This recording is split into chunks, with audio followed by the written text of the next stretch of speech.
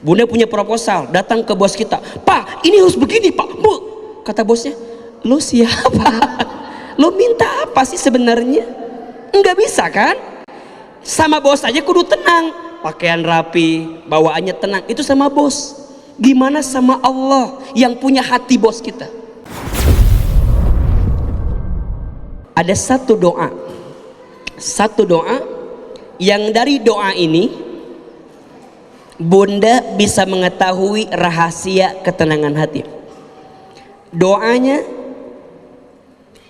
dari Nabi SAW, diriwayatkan dalam hadis riwayat At-Tabrani. Nanti Bunda amalkan doanya, dengan izin Allah baca doanya, kemudian nanti pahami isinya. Ahilman tulis doanya ya. Allahumma inni as'aluka nafsan bika mutmainnah. Allahumma inni as'aluka nafsan bika mutmainnah. Coba sama-sama dulu ya, sedikit dulu ya. Allahumma inni as'aluka nafsan bika mutmainnah. Catat artinya. Allahumma ya Allah, ini sesungguhnya aku as'aluka bermohon kepadamu nafsan bika jiwa atau hati yang bersama denganmu mutmainnah dalam ketenangan. Oh kecepatan, maaf ya, Pentium 2 ya, punten ya. Allahumma ya Allah, ini sesungguhnya aku as'aluka, aku bermohon kepadamu nafsan bika jiwa atau hati yang bersama denganmu mutmainnah dalam ketenangan dan keselamatan atau keselamatan. Coba A sekali Arabnya, Bunda sekali Indonesianya. Allahumma, artikan Allahumma ini sesungguhnya siapa? Ulangi. Allahumma, Allahumma sesungguhnya aku kumasi. Allahumma ya. Allahumma ini as'aluka,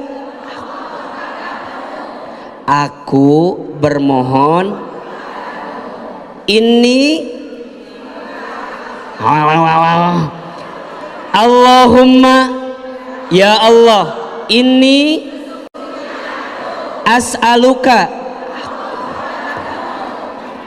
aku bermohon as'aluka, aku bermohon nafsan bika jiwa atau hati yang bersama denganmu mutmainnah dalam ketenangan. Ulang ini. Allahumma ya Allah, ini sesungguhnya aku as'aluka, aku bermohon kepadamu nafsan bika jiwa atau hati yang bersama denganmu mutmainnah dalam ketenangan. Allahumma inni as'aluka nafsan bika bersama mutmainnah. Oke, catat ini baru setengah dari doanya, masih ada ke bawah. Jadi Ahilman sebutin dulu. Ini rumus pertama. Kalau Bunda ingin mendapatkan ketenangan hati, maka jawabannya minta sama Allah. Karena yang bisa memberi ketenangan siapa? Allah. Ingat ya, Harta nggak bikin tenang, jabatan nggak bikin tenang, kedudukan nggak bikin tenang, suami kita nggak bikin tenang, harta kita nggak bikin tenang. Yang bikin tenang siapa? Allah. Maka di awal doa kita minta, Allahumma ya Allah, minta sama Allah, ini sesungguhnya aku as'aluka, aku sangat bermohon kepadamu ya Allah, nafsan bika, jiwa yang bersama denganmu. Berarti ini rumus nih, rumus. Kalau bunda ingin mendapatkan ketenangan, jangan jauh dari Allah. Saya ulangi, kalau bunda ingin mendapatkan ketenangan, jangan jauh dari. Maka nanti apa kegiatannya? Zikrullah, zikir. Ala bizikrillahi tatmainnul. Ingat, hanya dengan berzikir kepada Allah hatimu akan menjadi tenang. Jadi kalau kita mengembalikan semuanya ke Allah, pasti jadi tenang. Maka mohon izin ya, kalau bunda sedang gelisah, kalau bunda sedang punya persoalan, kalau bunda sedang punya kesulitan, jangan langsung melangkah kepada hal yang lain sebelum bunda mendekatkan diri bunda kepada Allah Subhanahu wa ta'ala. Jadi kalau bunda lagi ada masalah, langsung ambil air wudhu, bersihkan diri, gelar sajadah, sholat 2 rakaat, menghadap kepada kiblat, kemudian buka mushaf Al-Quran. Bunda di situ menemukan ketenangan. Jadi jangan langsung. Kalau ada masalah, ini kadang-kadang, mohon maaf ya, kita ini kalau ada masalah, kadang-kadang mengedepankan diri kita, sehingga yang terjadi langkahnya bukan ketenangan, tapi kegelisahan. Coba, kalau bunda lagi ada masalah, yang bunda pikirin Allahnya atau masalahnya? Apa? Masalah. Kalau bunda lagi ada masalah sama suami, yang bunda pikirin suaminya atau Allahnya? Bunda sibuk, Ustadz gimana ya suami aku teh kok nggak berubah-berubah. Itu yang bunda pikirin. Bunda lupa dengan Allahnya. Nah, gimana caranya Ustadz? Ada 3 rahasianya. Lanjutkan doanya. Yang pertama, tu'minu biliqa'ika.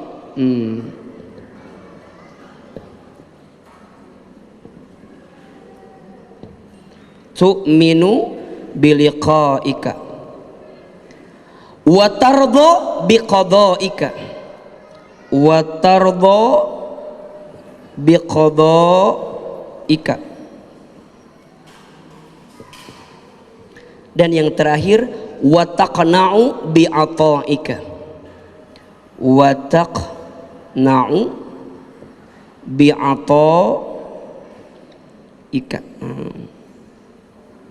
wa tardha biqada'ika wa taqna'u bi'ata'ika. Oke, ini rumusnya nanti. Jadi rumus prinsip utamanya, kalau lagi gelisah deketin Allah. Kalau tidak mau gelisah jangan jauh dari Allah. Berarti begitu. Nah, gimana cara memahaminya? Ada 3. Tu'minu biliqa'ika wa tardha biqada'ika wa taqna'u bi'ata'ika. Coba, ahilman sekali, bunda tetes sekali. Tu'minu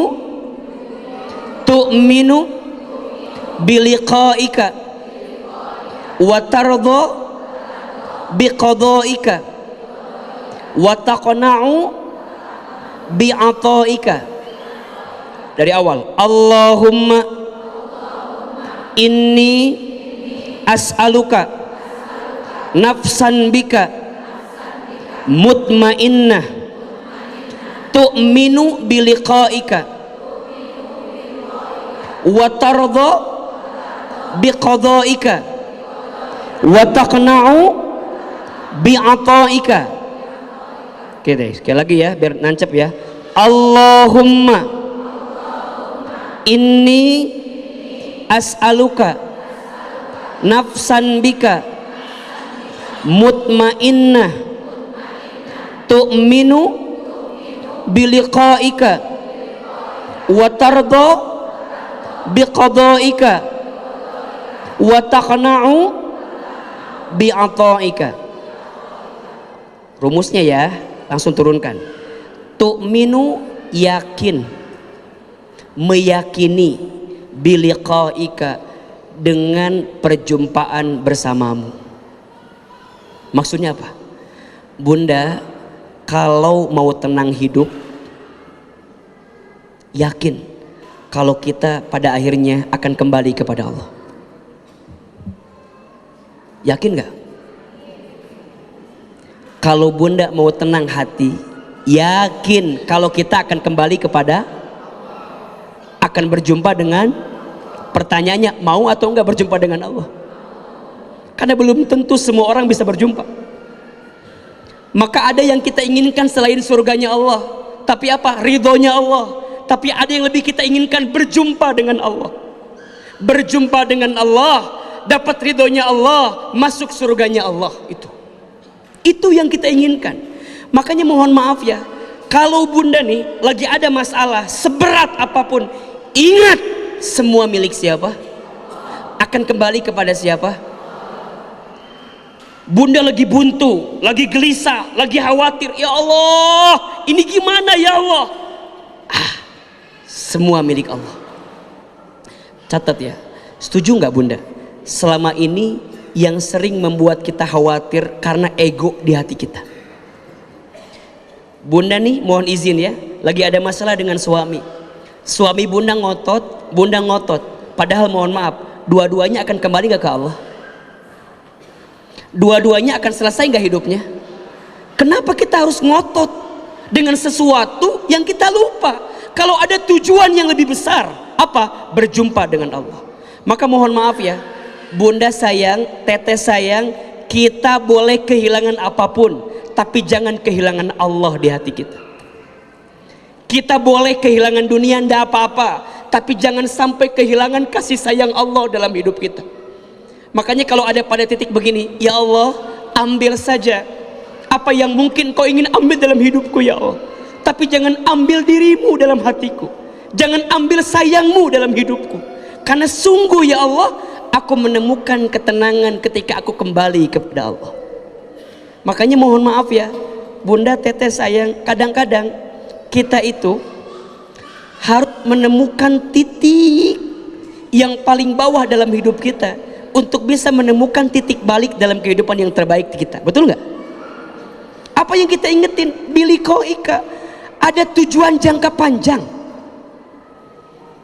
Makanya jangan selalu memperturutkan dunia kan. Banyak orang yang ngotot dengan dunia, padahal nggak ada yang dibawa sama kita kecuali amal kita. Betul nggak? Harta sebanyak apapun nggak dibawa, pasangan setampan apapun nggak dibawa.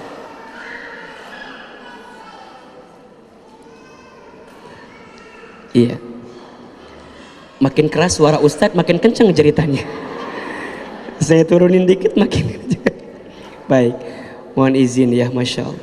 Jadi pada akhirnya kalau bunda rumusnya tahu nih, tu'minu biliqaika, maka akan membuat kita lebih tenang hatinya. Maka kata Nabi apa?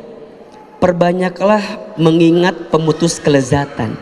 Maksudnya apa? Ingat mati. Kenapa kita harus takziah? Ingat mati. Kenapa kita harus nengok sakit? Ingat kalau kita lemah, kan gitu ya.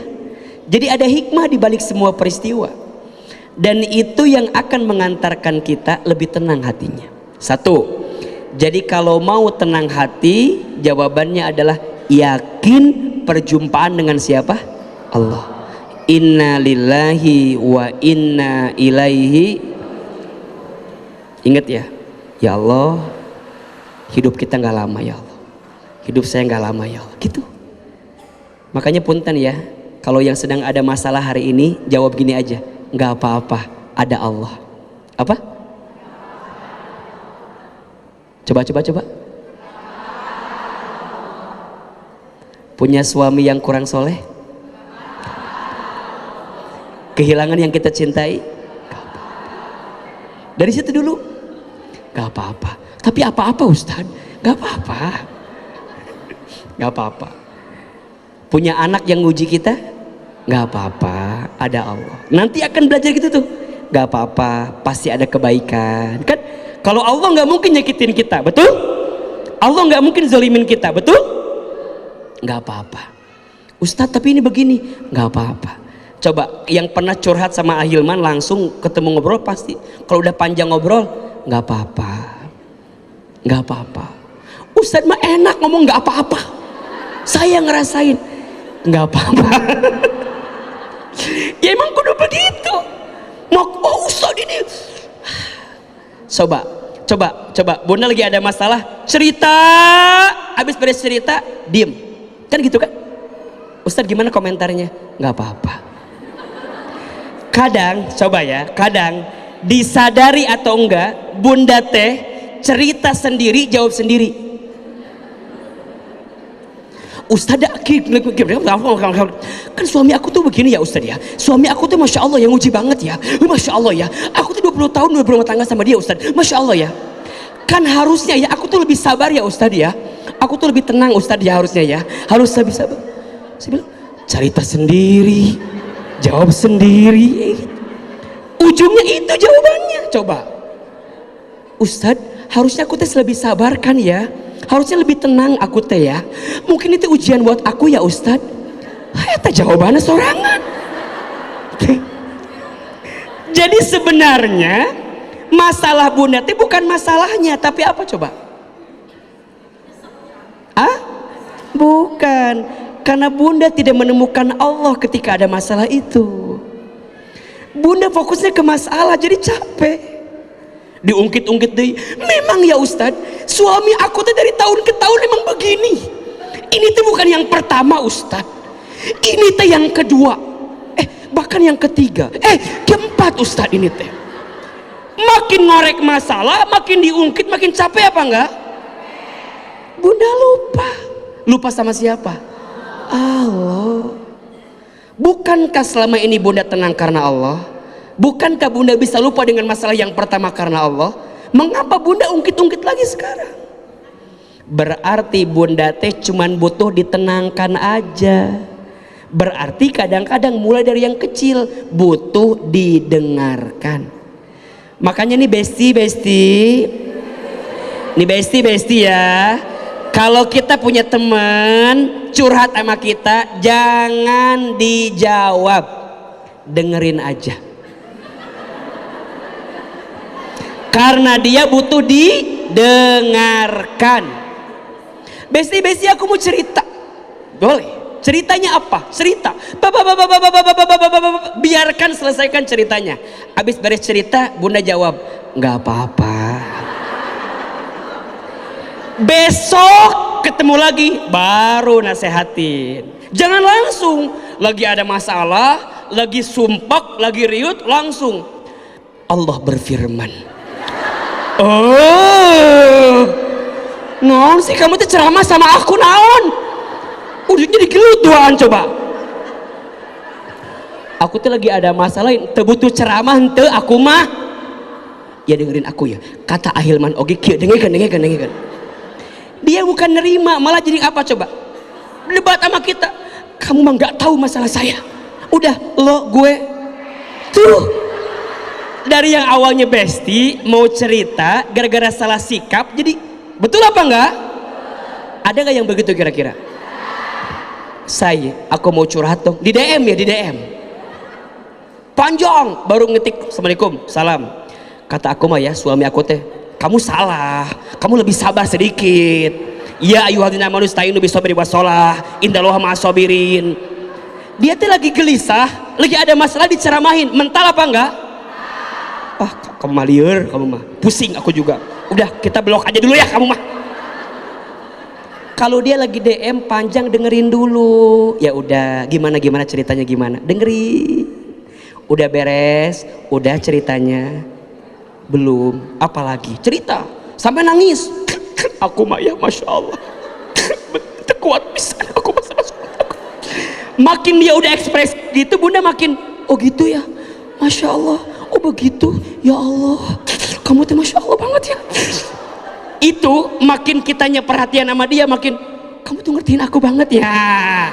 Mulai tuh udah mulai stop, dengerin, cukup, selesai. Bunda jawab nggak apa-apa. Udah, sekarang kita ngebahas heula. Besok ketemu lagi baru ece kemarin teh kumaha ceritana, boleh nggak aku kasih masukan? Masuk apa enggak? Kadang yang dibutuhkan apa? Ketenangan. Yang ngasih ketenangan siapa? Allah. Bunda nemuin bos, kalau gurung gusuh, kalau buru-buru diterima nggak? Enggak. Bunda punya proposal, datang ke bos kita, Pak ini harus begini Pak, Bu. Kata bosnya, lo siapa? Lo minta apa sih sebenarnya? Enggak bisa kan? Sama bos aja kudu tenang, pakaian rapi, bawaannya tenang, itu sama bos. Gimana sama Allah yang punya hati bos kita? Sama suami aja kalau ngomong kudu tenang. Gimana sama Allah yang punya hati suami kita? Tenang. Ambil wudhu dulu, ya kan? Gelarkan sajadah, sholat 2 rakaat. Ini mah kadang-kadang lagi ada masalah, ya Allah, kumaha ya Allah, ya Allah, lembutkan hati suamiku ya Allah. Kalau nggak lembut ambil nyawanya ya. Aku tuh udah nggak kuat. Itu mah nggak benar jawabannya. Ini mau langsung suami kelihatan WhatsApp sama yang lain, langsung namanya Mona contohnya.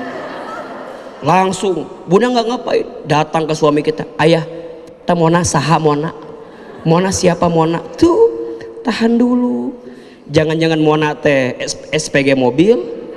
Mungkin suami kita lagi mau ngasih surprise sama kita buat beliin mobil sama SPG-nya.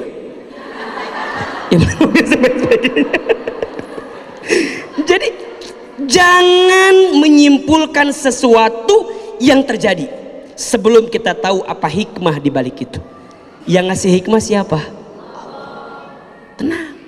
Ada yang nagih ke rumah, kita punya hutang ya. Nagih ke rumah, punya hutang, kita ngapain?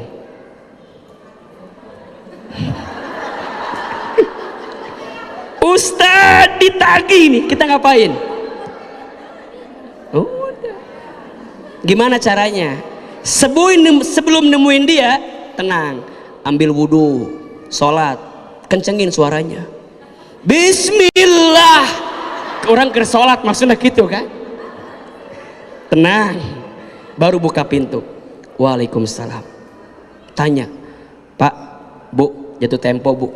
Iya, silakan duduk dulu. Tenang tuh, tenang, duduk. Mau minum apa? Kopi atau teh? Bikinin.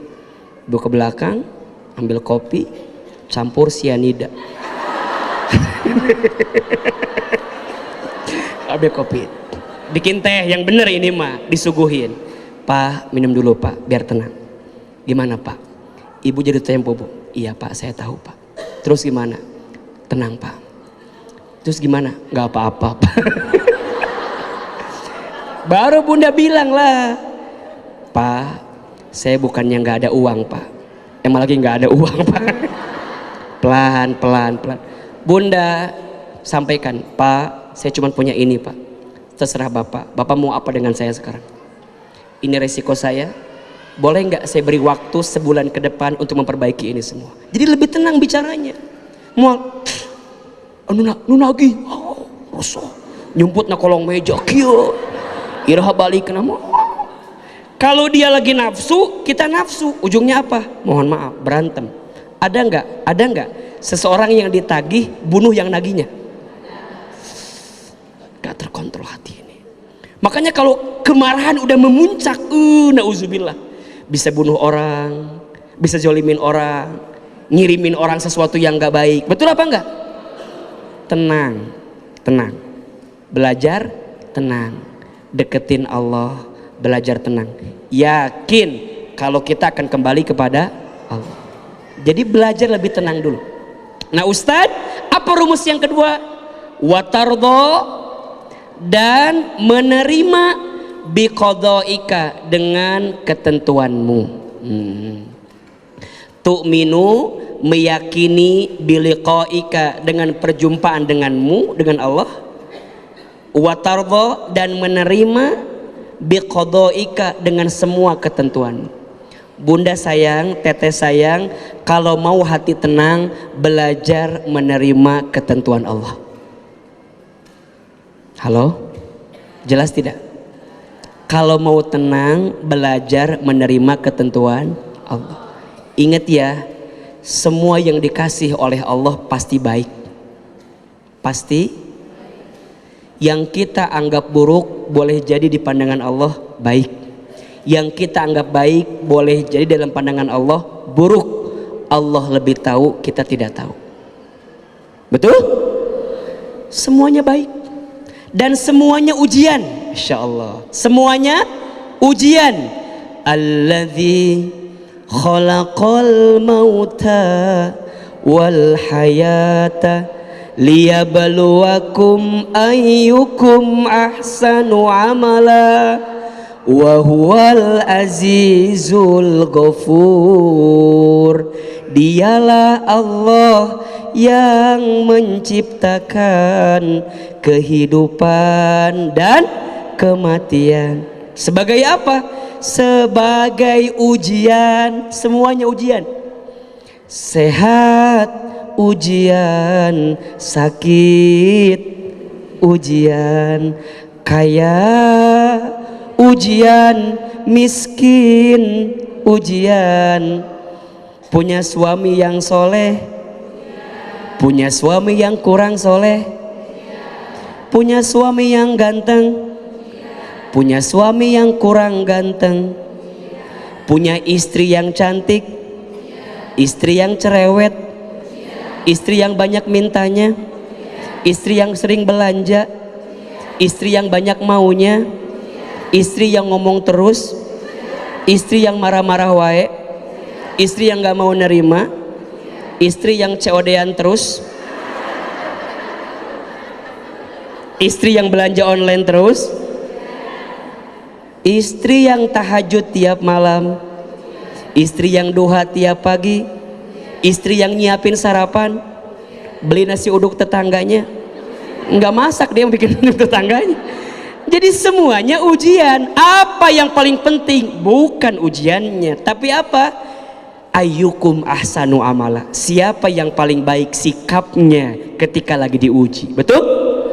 Kalau bunda ikut ujian, hasilnya tidak lulus, yang salah soalnya atau jawabannya? Yang salah bukan soal, pasti jawaban. Berarti apa? Belajar nerima ketentuan Allah. Ustadz, kenapa begini? Ingat, terima, ridho, terima, ridho. Belajar itu. Ustadz, gimana caranya? La yukallifullahu nafsan illa wus'aha. Allah tidak mungkin memberikan beban melebihi batas kemampuan kita. Makanya mohon maaf ya, kalau ada yang diuji dengan ujian yang berat, Masya Allah, berarti Allah tahu kemampuan kita. Mama Kayuni, itu ujiannya Masya Allah. Kenapa beliau? Karena Allah tahu kemampuannya. Allah tahu hati mamah kuat, Allah tahu hati Kayuni kuat. Kuat. Nggak mudah Ustadz, iya. Makanya orang yang bisa menerima ketentuan Allah, dia akan mendapatkan kebaikan dalam hidupnya. Karena dia melihat, mungkin ini sakit Ustaz, mungkin ini nggak enak Ustaz. Iya, tapi kalau dikembalikan kepada Allah, baik atau tidak? Baik. Ingat ya, kita mencintai murabi, iya. Tapi Allah lebih mencintai murabi. Allah ambil usia murabi di usia yang masih muda itu. Ustadz Amr Az-Zikro, kita sayang sama Ustadz Amr. Kayuni sayang, Mama sayang, Ahilman sayang. Tapi Allah lebih sayang kepada Amr. Diambil usianya. Ingat, kacamatanya apa? Ridho, nerima. Dan apa kata Nabi? Faman rodiya falahur ridho, waman sakhito falahus sukhtu. Barang siapa yang ridho dengan ketentuan Allah, maka Allah ridho kepadanya. Dan barang siapa yang benci dengan ketentuan Allah, maka Allah benci kepadanya. Maka mohon maaf, kalau bunda lagi sedih, nangis boleh nggak? Boleh. Yang tidak boleh mengumpat dengan lisan kita. Ustadz, saya sedih kehilangan orang yang saya cintai. Nangis boleh? Boleh, nangis. Yang tidak boleh pas nangis sambil ngumpat. Ya Allah, kenapa engkau ambil? Ya Allah, kenapa engkau ambil orang yang aku cintai? Ya Allah, enggak adil. Ya Allah, itu enggak boleh. Kita ingat, seseorang yang ada di alam kubur itu kelak akan dihisap dengan apa umpatan yang kita keluarkan. Makanya bunda tahan, sabar, nangis boleh silakan, tapi jangan mengumpat Allah, jangan menghina Allah, jangan menghina keadaan yang Allah berikan. Betul apa betul? Itu yang nanti membuat si mayit di alam kubur jadi tersiksa karena umpatan kita. Gak ridho tuh orang di dunia kamu, gak ridho tuh keluarga kamu, gak ridho tuh pasangan kamu. Jadi gimana? Belajar ridho. Tapi susah Ustadz, makanya belajar, makanya ngaji, makanya taklim, belajar ridho. Ingat ya, kita sama orang yang berpisah dengan kita hanya beda take off-nya saja. Akhirnya kalau tujuannya surga ketemu lagi apa enggak? Ahilman ditinggal ayah sejak kecil, ditinggal ibu sejak kecil. Kalau boleh marah, tentu marah. Ya Allah, kenapa engkau ambil usia ibu saya sebelum saya bisa berbuat baik kepada ibu saya? Kenapa ya Allah? Tapi saya tahu Allah merencanakan yang terbaik. Hilman, kamu dengan orang tuamu hanya beda take off-nya saja. Orang tuamu lebih duluan dipanggil menuju Allah, maka kamu pun juga akan sama ke sana. Tinggal pertanyaannya, bekalnya mau disiapin gak sekarang dalam hidup kamu? Makanya kalau bunda tanya ya, kenapa Ahilman mau jadi pendakwah? Kenapa Ahilman mau mengajar? Salah satunya, saya ingin ya Allah, kalau ada kebaikan yang saya sampaikan, jadikan ini sebagai kado terindah untuk orang tua kami di alam kubur. Itu permintaan saya. Karena yang ingin saya jadi begini itu ibu saya dan ayah saya. Ayah saya itu almarhum, kalau ngaji duduknya paling depan. Ketika ditanya, Pak, kenapa suka paling depan duduknya? Apa jawaban dia? Satu, saya kalau memandang wajah ulama, saya berharap anak saya jadi ustadz, berharap anak saya jadi dai. Dan mohon izin ya, ibu kami dulu tukang jualan di pasar, ayah saya tukang jualan juga di pasar, bantuin ibu saya. Rasanya ketika ibu saya bilang nanti Hilman bakal jadi ustadz, itu sesuatu yang mungkin agak jauh dalam pandangan saya gitu. Tapi apa kata ibu saya? Shh, jangan begitu nak, aminkan saja, amin. Maka lulus SD saya dimasukin ke pesantren. Saya masuk pesantren Darul Arqam Muhammadiyah Garut, di Garut. Mungkin bapak ibu pernah tahu alumninya, salah satunya Ustadz Adi Hidayat. Beliau kakak kelas saya, beda 5 tahun dengan saya di pesantren itu. Saya masuk ke sana, ibu saya minta ke saya terus. Singkat cerita, ibu saya stroke. Ayah saya meninggal ketika saya awal masuk pondok. Ibu saya sakit stroke. Maka saya bilang gini ke ibu saya, Mama, Hilman keluar aja di pesantren ya. Mama nggak punya biaya buat nyekolahin Hilman karena cukup mahal masuk pesantren itu. Kata mama saya apa? Jangan, biarkan mama, nanti mama jual emas, jual apa yang ada di mama, biar Hilman bisa sekolah. Dalam keadaan stroke, kalau saya pulang dari pesantren libur, saya nyuapin ibu saya. Dan saya punya kebiasaan, kalau pagi-pagi ibu kami itu sarapan sambil nonton ceramah ustadz-ustadz di TV. Sampai gini kata ibu saya, Hilman, iya mah, nanti mama bakal nonton Hilman ceramah di TV ya, kayak ustadz-ustadz itu. Terus saya bilang, gak mungkin mah, kita orang Garut, orang desa, gimana caranya? Shh, gak boleh begitu nak, aminkan saja. Amin. Ada iklan pakai bahasa Inggris, kata ibu saya, nanti Hilman sekolah pakai bahasa Inggris ya, nanti Hilman bisa keluar negeri pakai bahasa Inggris. Apa jawaban saya? Amin. Ibu saya pernah dapat sejadah gambarnya Ka'bah. Setiap selesai sholat pasti baca talbiyah ibu kami, labbaik Allahumma labbaik, labbaik la syarika lak. Satu kali saya tanya ibu saya peluk badannya, di sepertiga malam ibu saya pada tahajud.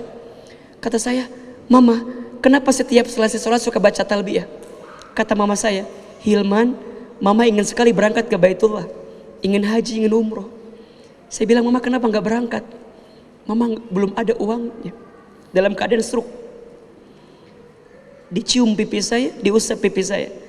Kalau mama nggak sempat ke sana, mama doakan ya, Hilman bisa bolak-balik ke Baitullah. Apa jawaban saya? Amin, amin. Hadirin yang dirahmati Allah, saat ini apa yang pernah ibu kami ucapkan kejadian semua. Terjadi semua. Ibu saya pernah bilang nanti Hilman ceramah di TV ya, kayak ustadz-ustadz itu. Sekarang kesampaian, Allah izinkan itu. Tapi saya sedih. Apa sedihnya? Ibu saya tidak sempat nonton saya di televisi, karena Allah lebih duluan memanggil usia ibu saya sebelum saya tampil di televisi. Saya dapat kesempatan ke Jepang, ke Amerika, ke Kanada. Mohon doanya bunda, bulan depan saya akan berangkat ke Amerika lagi. Tapi ibu saya nggak pernah tahu kalau anaknya pernah terbang ke sana, dapat sekolah di sana. Tapi orang ditanya, Ustadz hebat ya, masih muda udah keren. Shh, yang hebat bukan saya, tapi yang hebat doa ibu saya. Ridhonya ibu saya dengan ketentuan yang Allah berikan dalam hidupnya, sehingga mengantarkan kebaikan dalam hidupnya. Izin Allah kita hari ini bolak-balik haji umroh gitu ya, dengan izin Allah. Desember bunda, Ustadz akan umroh dengan Azikro. Silakan nanti yang mau bareng umroh dengan Ustadz bulan Desember. Kita muhasabah akhir tahun ini. Silakan nanti daftar di belakang, ditanya berapa harganya. Ayo kita doa sama-sama. Dengan izin Allah, Allah berikan kesempatan itu. Tapi saya belum sempat menggenggam tangan orang tua saya untuk bisa berangkat ke Baitullah. Ini poinnya bagi semua ya. Sikap ridho untuk menerima ketentuan Allah dulu. Kita tidak pernah tahu apa yang sedang Allah rencanakan dalam kehidupan kita ke depan. Betul? Ridho. Kalau udah ridho, masuk yang ketiga. Rumusnya wataqna'u bi'ata'ika, dan merasa cukup bi'ata'ika dengan semua pemberianmu, pemberian Allah. Tu'minu biliqa'ika, meyakini perjumpaan dengan Allah. Watardo biqada'ika, menerima ketentuan Allah. Wataqna'u bi'ata'ika, menerima, merasa cukup dengan semua pemberian Allah. Kalau itu yang sudah bisa bunda lakukan, maka kita akan tenang hatinya. Coba mulai hari ini, kalau sedang ada masalah, ingat perjumpaan dengan Allah. Kalau ada masalah, ridho menerima ketentuan Allah. Kalau ada masalah, merasa cukup dengan apa yang Allah berikan dalam hidup kita. Jika itu yang sudah kita hadirkan, maka insya Allah kita akan mendapatkan ketenangan hati dalam hidup kita. Insya Allah ya, bisa kita amalkan.